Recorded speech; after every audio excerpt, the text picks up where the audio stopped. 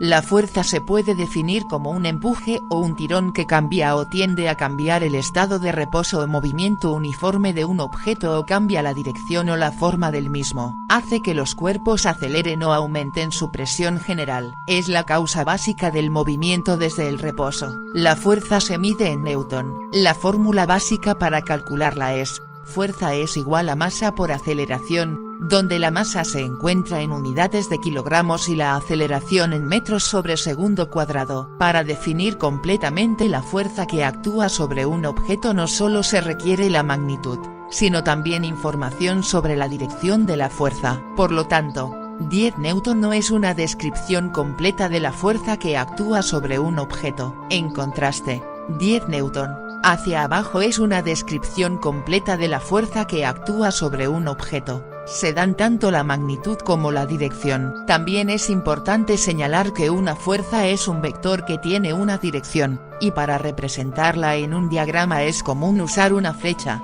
Dichos diagramas se denominan diagramas vectoriales y se utilizan en todo el estudio de la mecánica. Estos diagramas también se utilizan para dibujar el diagrama de cuerpo libre de cualquier sistema físico. Existen diferentes tipos de fuerzas en el universo. Según la naturaleza de la interacción entre dos cuerpos, se pueden clasificar en fuerzas con contacto y fuerzas sin contacto. Las primeras tienen lugar cuando los objetos se tocan entre sí, por ejemplo, cuando pateas una pelota o tiras de una silla. Además, se pueden clasificar de la siguiente manera: 1.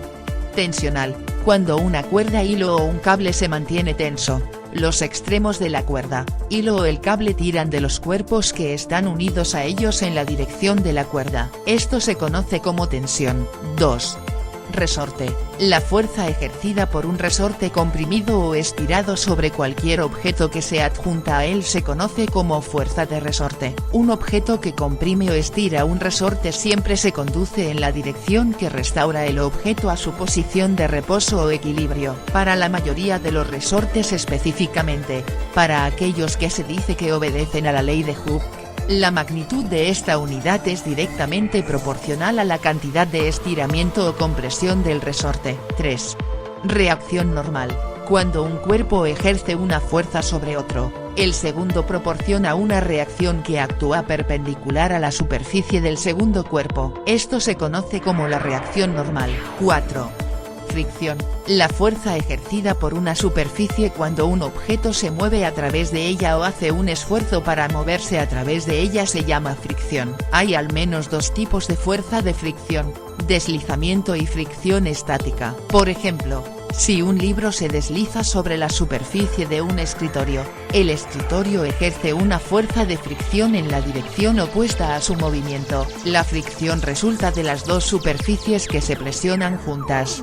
5. Resistencia del aire. Este es un tipo especial de fricción que actúa sobre los objetos cuando viajan por el aire. La fuerza de la resistencia del aire se observa a menudo para oponerse al movimiento de un objeto. Es más notable para los objetos que viajan a altas velocidades, por ejemplo, un paracaidista o un esquiador de descenso, o para objetos con grandes áreas de superficie. 6. Peso. Es una fuerza de campo con la cual un cuerpo es jalado hacia el centro de la Tierra debido a su gravedad. Ahora bien, es el turno de explicar las fuerzas sin contacto, que son aquellas fuerzas que tienen lugar debido a algunas características inherentes del cuerpo y surgen sin ninguna interacción física entre los cuerpos. Algunos ejemplos de fuerzas sin contacto son: 1. Fuerzas gravitacionales. Esto se debe a la atracción gravitacional entre dos cuerpos. En el caso de la atracción por la Tierra, la fuerza siempre se dirige hacia abajo. 2.